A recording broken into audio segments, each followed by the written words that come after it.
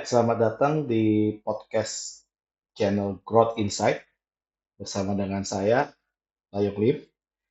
Podcast hari ini kita akan membahas satu topik yaitu Gen Z, di mana stigma Gen Z ini adalah malas dan gampang resign. Benarkah seperti itu?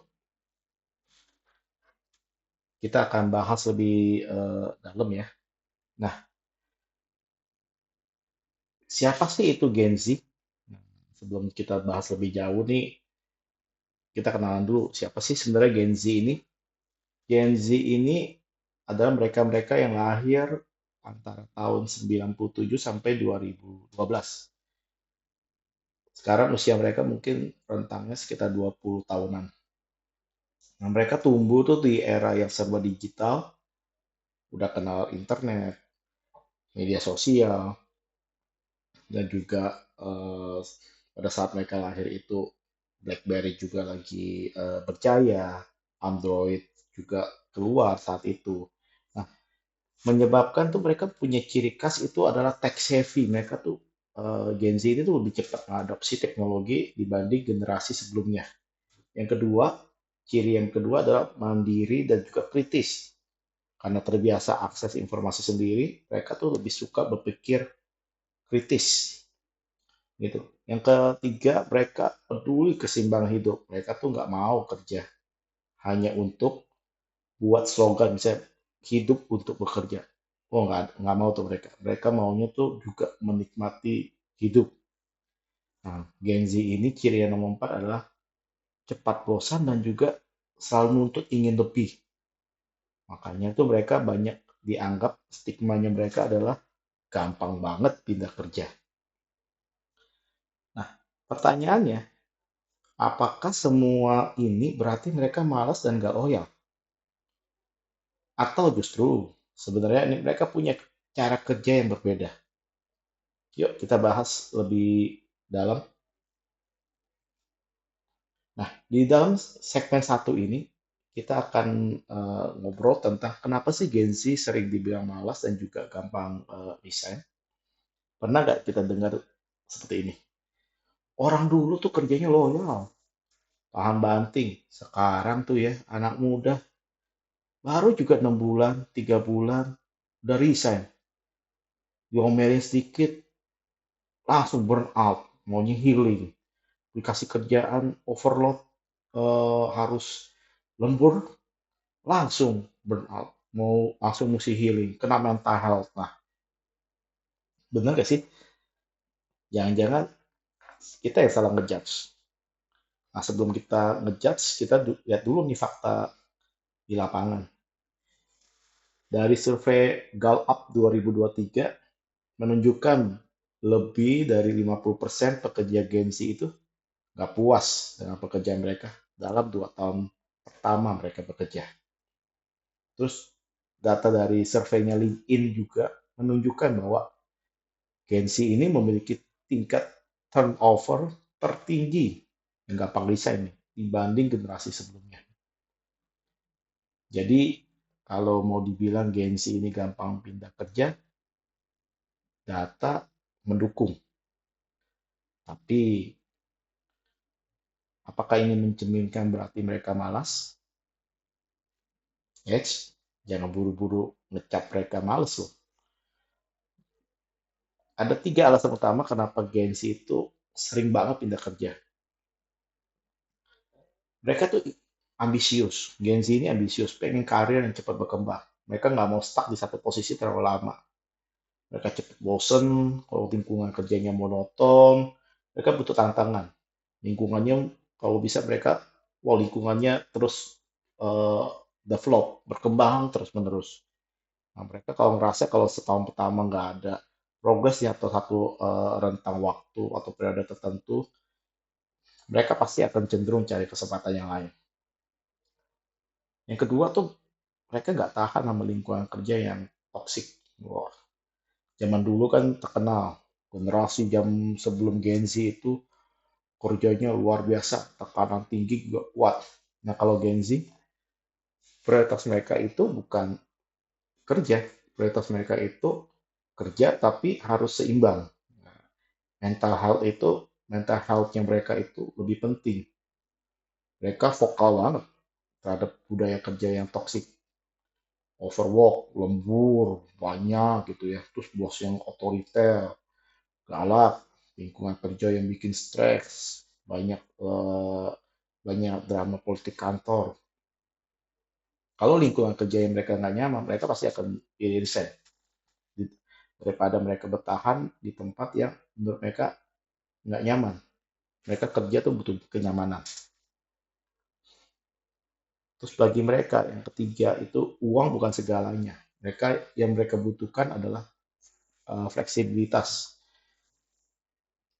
Mereka lebih suka kerja di satu perusahaan itu yang mempunyai sistem tuh hybrid atau work from home atau work from anywhere. Jadi fleksibel lah bagi mereka. Nah, oke.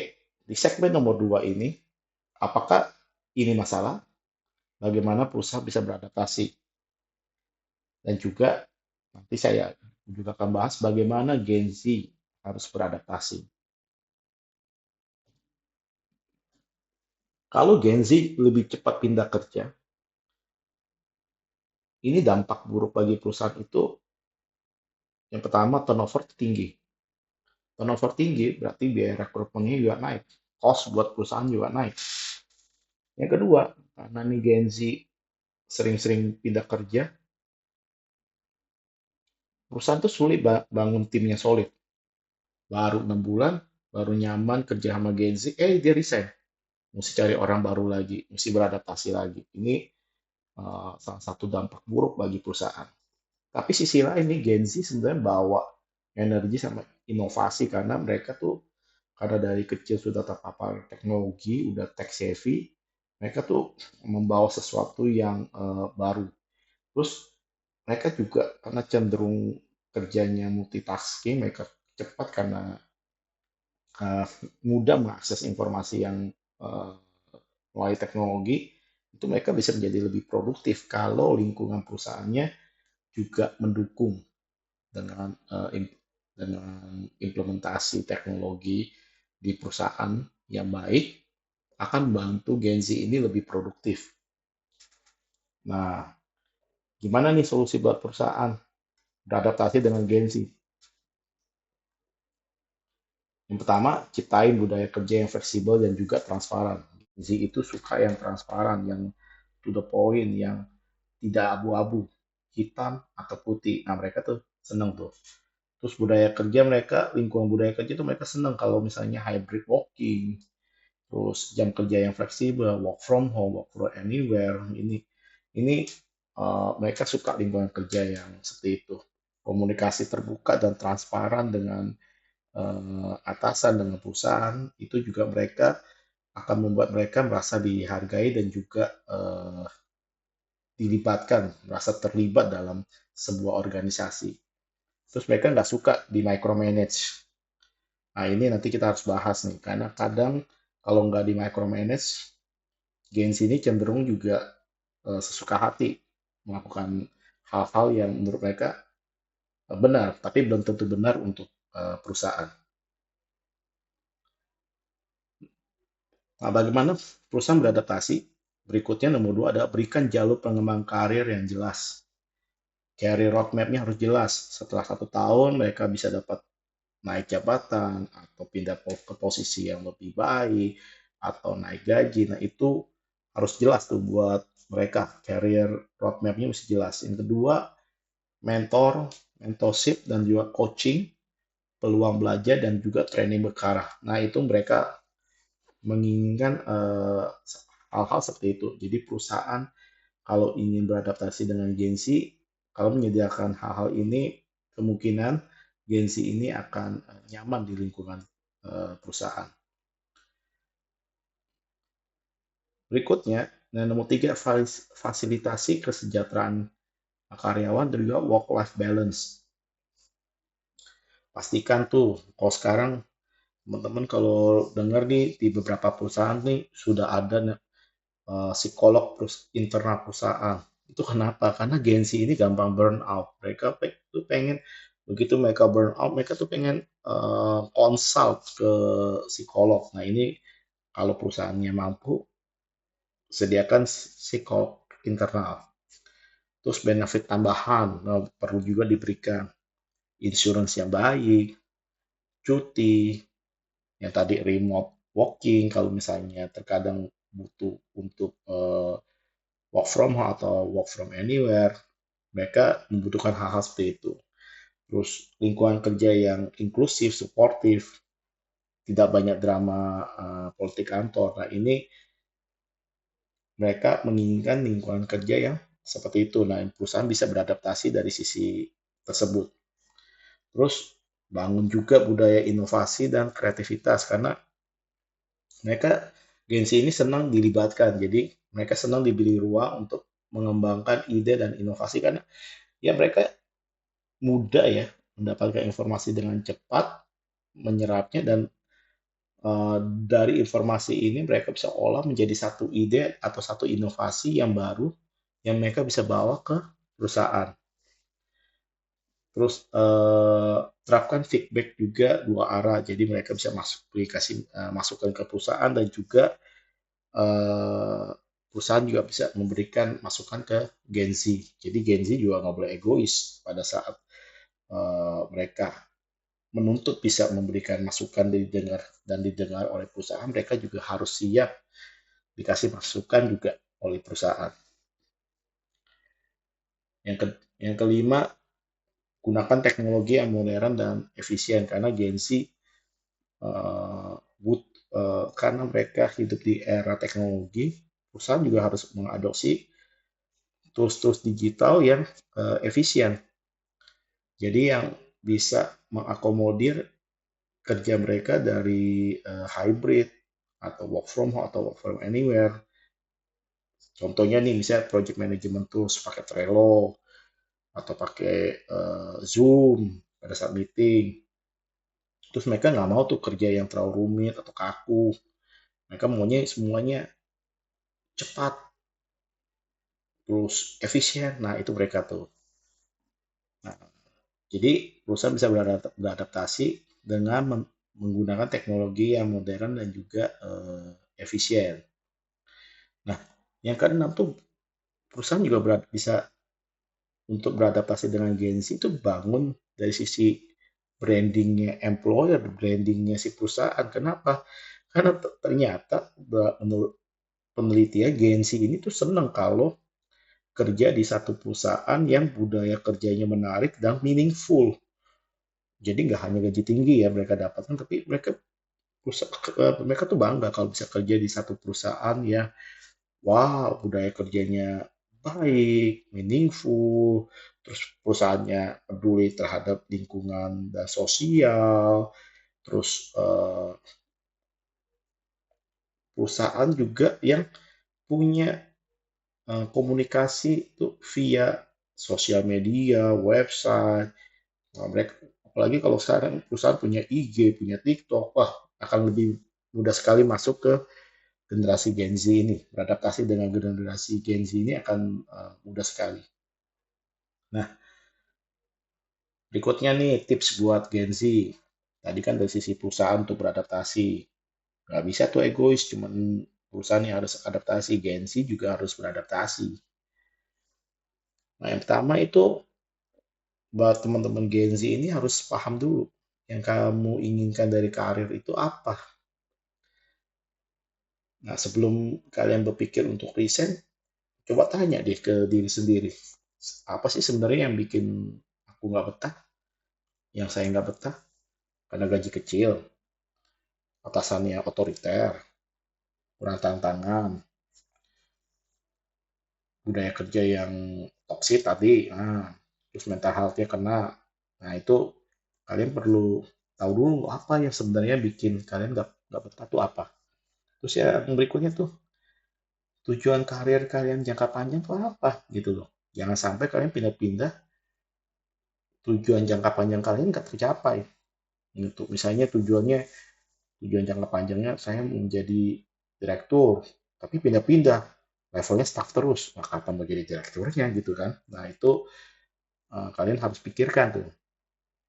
Terus pilih perusahaan yang sesuai dengan value kamu. Jangan cuma karena gaji, udah tawarin gaji gede, masuk langsung sana kayak gitu. Yang ternyata lingkungan toksik tidak sesuai, stres. Nah, itu jangan tuh. Cari tahu dulu karena saat ini kan informasi gampang tuh didapatkan. Kalian cari tahu, gali dulu lebih banyak sebelum kalian putusin untuk resign. Terus berikutnya itu tadi kalian harus tahu tujuan kalian, tujuan karir kalian itu apa, itu kalian harus tahu. Nah, yang berikutnya itu jangan cepet-cepet resign. Lihat dulu di sekeliling kita peluang di perusahaan tempat kita kerja itu ada peluang nggak gitu loh. Jangan 6 bulan 1 tahun terus nggak cocok langsung keluar gitu. Nah, coba nih, jangan cepet-cepet resign. Kalau misalnya ada sesuatu yang nggak cocok, komunikasiin ke atasan, ekspektasi kamu sepertinya apa. Kadang persoalannya bukan di perusahaan tapi persoalan di komunikasi. Kamunya nggak mau ngomong ke atasan, nggak mau jelasin ke atasan, nggak mau ngomong ke teman-teman kamu atau ke peersnya kamu, ya bagaimana orang bisa tahu ya ekspektasi kamu seperti apa.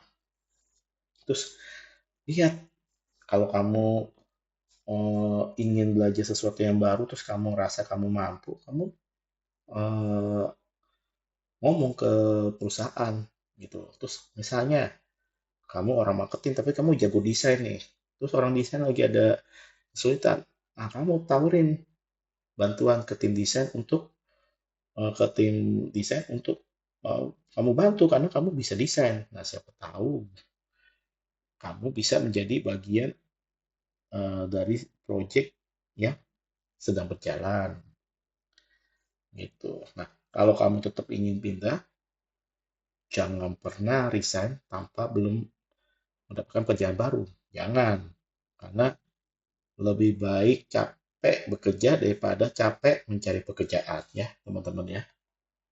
Terus yang ketiga, teman-teman Gen Z ini perlu bangun skill kamu nih yang relevan dan juga value diri kamu juga harus ditingkatkan gitu.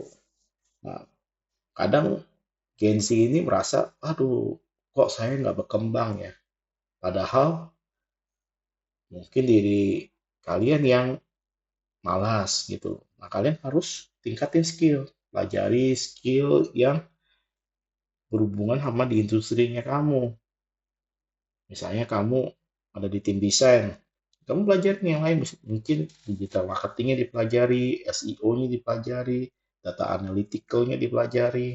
Nah, itu kan meningkatkan value diri kamu tuh. Nah, yang kedua, ambil kursus sama sertifikasi online. Udah banyak sekarang, teman-teman. Harus belajar terus.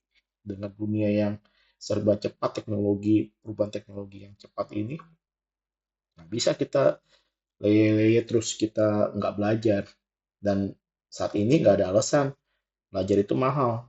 Enggak, kali kamu bisa belajar online. Platformnya banyak, Coursera, Udemy, LinkedIn, LinkedIn Learning, atau bahkan dari YouTube pun, kalau kamu explore YouTube dengan baik, dengan benar, itu banyak channel-channel baik, bagus yang bisa membantu meningkatkan skill sama value diri kamu, gitu. Ya. Nah, berikutnya itu nomor 4, teman-teman Gen Z jangan fokus sama gaji. Tadi yang saya bilang, fokus sama tujuan jangka panjang kamu. Gaji tinggi memang penting, tapi kalau fokus ke gaji tanpa mikirin jangka panjang, kamu bisa jadi kehilangan peluang yang besar, kesempatan besar. Terus timbang juga pro kontra sebelum pindah kerja tadi, ya teman-teman ya. Cari juga keseimbangan antara finansial dan pertumbuhan karir. Nah itu teman-teman, teman-teman yang pasti nanti punya feeling deh, ini eh, cocok ya, oke gak ya kalau saya pindah ya, ini nanti karir saya berkembang apa enggak ya. Berikutnya, teman-teman harus tingkatkan daya tahan dan juga adaptasi di tempat kerja. Dunia kerja itu nggak bohong teman-teman. Dunia kerja itu nggak nyaman, nggak enak. Tekanan tuh pasti ada. Rekan kerja yang nggak cocok itu pasti ada teman-teman. Nggak mungkin nggak ada yang ideal teman-teman. Nah, Daripada kita langsung menyerah, coba deh kita belajar tingkatin daya juangnya kita. Kita belajar ngadepin tekanan, ngadepin kritik, jangan defensif pas dikritik, tapi juga gunain kritik ini sebagai pengembangan diri kita. Terus nggak usah takut sama gagal atau salah. Nggak perlu sempurna teman-teman. Dalam satu pekerjaan tuh nggak perlu sempurna. Yang penting dalam dunia kerja itu progres itu ada.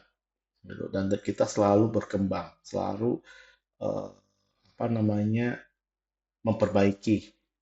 Jadi nggak ada yang sempurna teman-teman. Nggak perlu harus satu titik sempurna, tidak. No. Terus growth mindset juga harus ditanamkan di mindset teman-teman ya.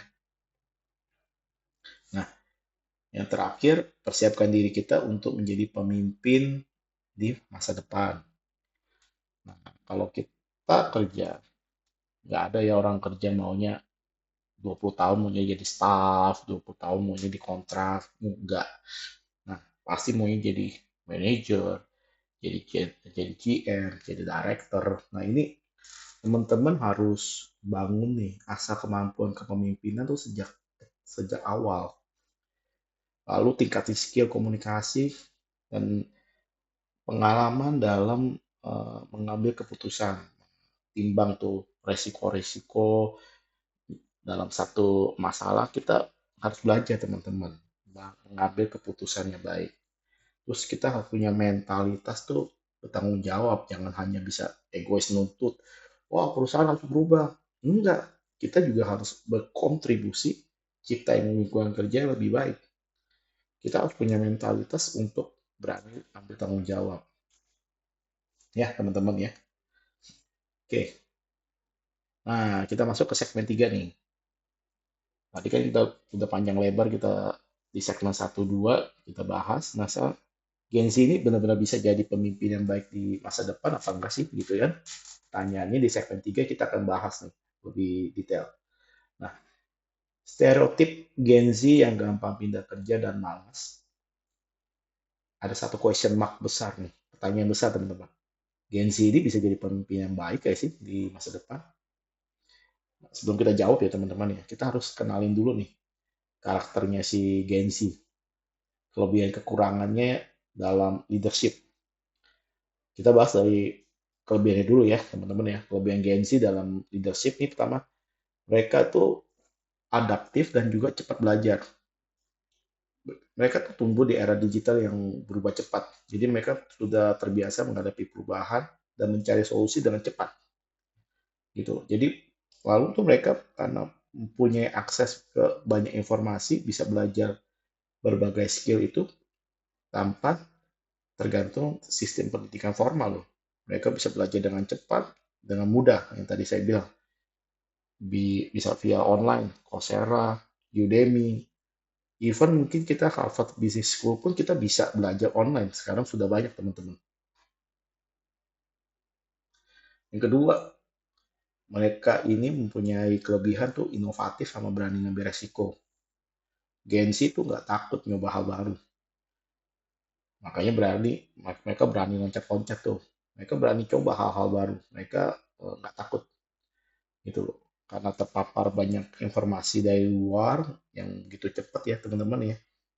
Mempengaruhi mereka tuh, mereka punya eh, apa namanya, punya informasi, punya pengetahuan tuh tentang cara kerja, berbagai cara kerja yang ada. Dulu kita mungkin tak tahunya cuma cara kerja dunia timur. Nah, ternyata kan barat berbeda tuh. Terus dari misalnya Eropa berbeda, di Australia berbeda, even di Singapura pun, Singapura, Malaysia, cara kerjanya berbeda nih. Mereka bisa nangkep, bisa dapat informasi itu dengan cepat. Ini mempengaruhi pada saat mereka bekerja di perusahaan. Dan juga karena mereka bisa dapat informasi yang cepat, yang banyak, mereka bisa pelajari itu bisnis model yang ada di dunia saat ini. Oh, bisnis model A, oh begini, bisnis model B begini. Nah, mereka itu bisa cepet tuh untuk mempelajari. Jadi diri mereka tuh punya pengetahuan banyak sekali, sehingga tuh pada saat mereka bekerja itu mereka bisa inovatif, bisa eh, melahirkan ide-ide baru yang membuat cara kerja itu mungkin lebih efisien gitu. Lalu yang ketiga, mereka tuh peduli banget dengan isu sosial dan budaya.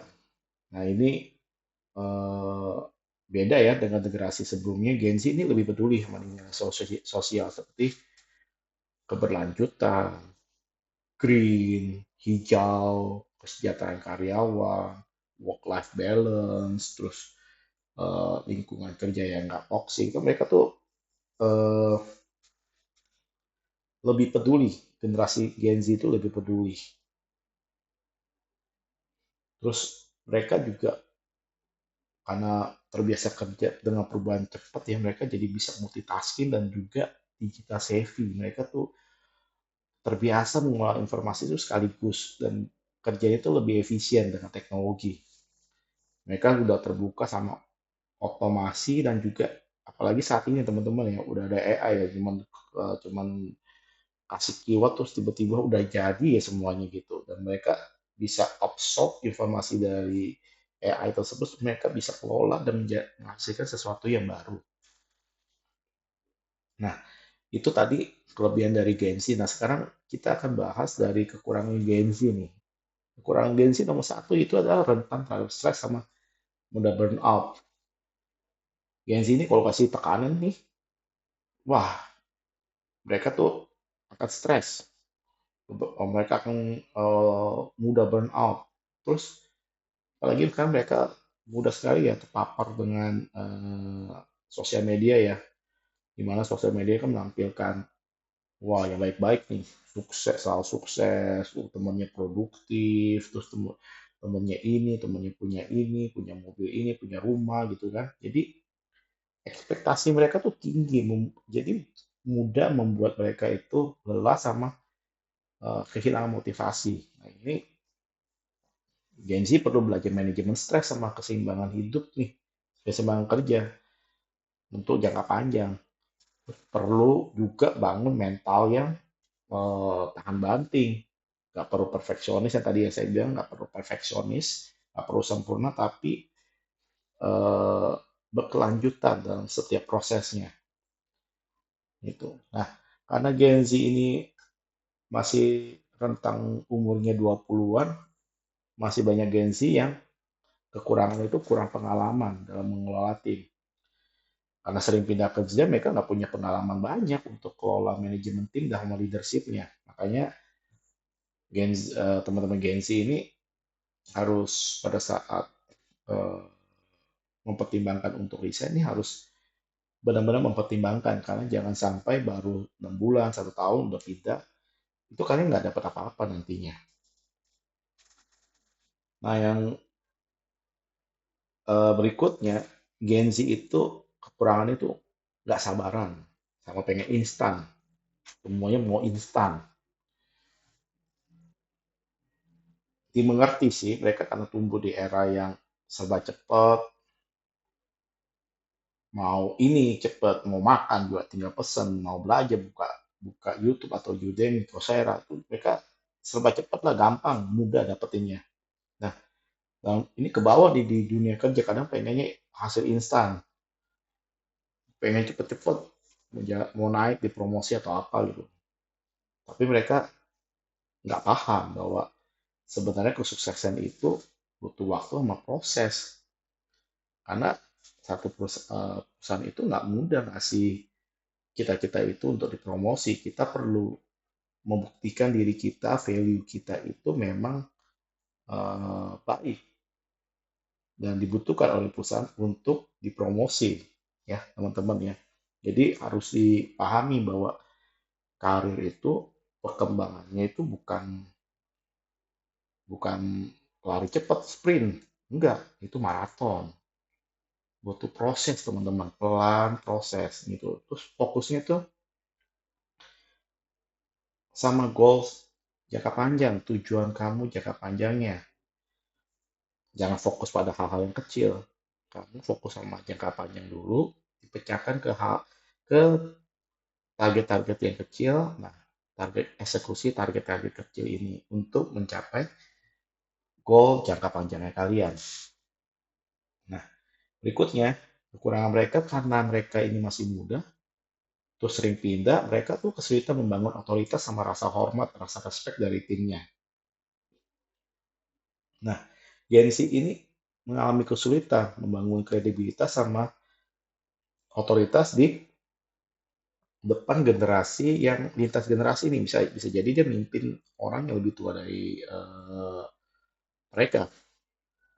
Nah, makanya teman-teman, kita harus Gen Z ini, teman-teman Gen Z ini harus bangun kredibilitas tuh dari action, terus belajar, upgrade diri kita, jangan sering-sering pindah, harus kuat tahan banting, terus belajar ya teman-teman ya, terus sering sering-sering belajar apa namanya komunikasi antar interpersonal dengan tim di bawah kita. Jadi kita bisa menyampaikan eh, belajar menyampaikan idenya kita ke orang-orang yang ada di dalam tim kita, terutama yang lintas generasi, generasi yang lebih tua dari kita.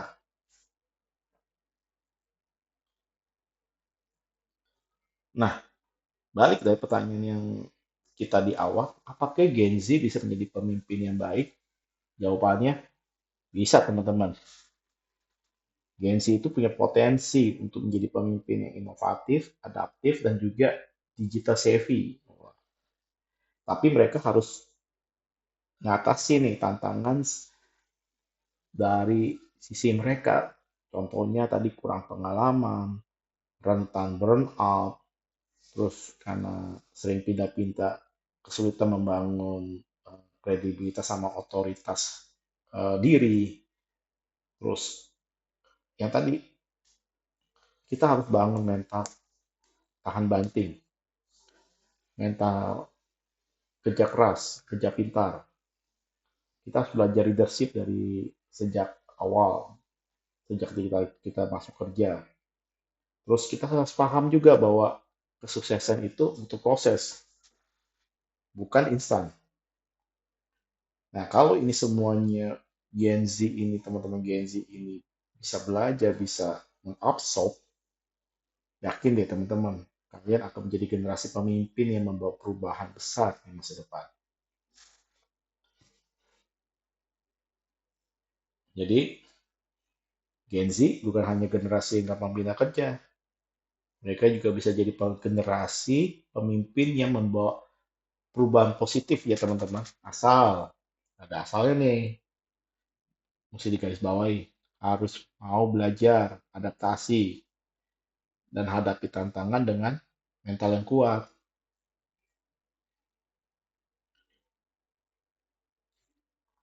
Oke, teman-teman, kita sampai di segmen terakhir yaitu closing. Kita udah ngobrol panjang tadi ya soal Gen Z ya, soal mitos malasnya, gampang resign. Terus juga kita sudah membahas bagaimana karakteristik dari leadershipnya si Gen Z, bagaimana perusahaan beradaptasi dengan Gen Z beradaptasi dengan budaya perusahaan, dengan perusahaan. Nah, ini eh, kita akan rangkum poin-poin pentingnya ya teman-teman ya di segmen closing kali ini. Yang pertama itu apakah Gen Z benar-benar malas dan nggak loyal? Jawabannya enggak, tidak. Mereka tuh hanya lebih selektif dalam memilih kerjaan yang sesuai dengan nilai dan tujuan hidup mereka. Oke, itu jawabannya itu ya teman-teman ya. Yang kedua itu, apakah benar mereka gampang resign? Jawabannya iya, mereka gampang resign. Kenapa? Karena mereka itu ingin perkembangan karir yang cepat, lingkungan kerja yang sehat, fleksibilitas kerja juga dapat. Mereka kalau merasa nggak berkembang atau lingkungan eh, kerja nggak baik, mereka pasti nggak ragu buat pindah. Gitu. Nah itu jawaban kenapa poin nomor dua, kenapa mereka gampang resign. Yang ketiga, apakah ini menjadi masalah buat perusahaan dan bagi Gen Z itu sendiri? Jawabannya iya. Nah, gimana perusahaan harus beradaptasi dengan cara kerja Gen Z, ya? Yang di sisi lain Gen Z juga harus belajar bagaimana beradaptasi dengan perusahaan. Nggak ada kesuksesan itu dalam semalam, instan, nggak ada teman-teman.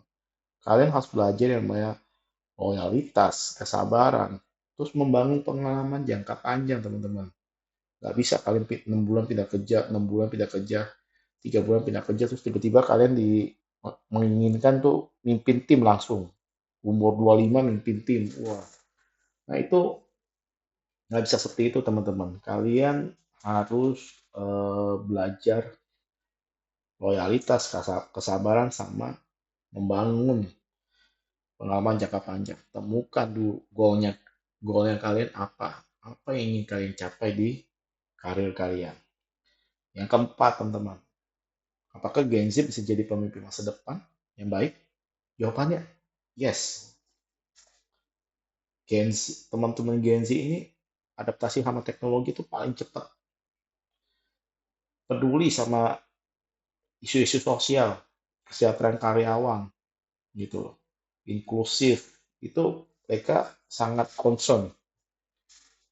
Tapi mereka juga harus melatih leadership-nya mereka, empatinya mereka, daya juangnya tadi teman-teman, hard work-nya, kerja kerasnya, smart work-nya juga harus dibangun, communication-nya juga harus dibangun, terus personal approach-nya juga harus dibangun, logical thinking-nya juga harus dibangun. Nah ini untuk menjadi pemimpin yang baik, teman-teman harus belajar hal-hal itu. Jadi apa sih yang bisa kita lakukan buat Gen Z? Ingat, tujuan goal kamu jangka panjangnya apa? Tujuan karir kamu tuh apa? Itu yang kamu harus pegang. Jangan buru-buru resign, lihat goal panjang kamu apa. Terus tingkatin skill, soft skill kamu, hard skill kamu yang sesuai di industri tempat kamu bekerja.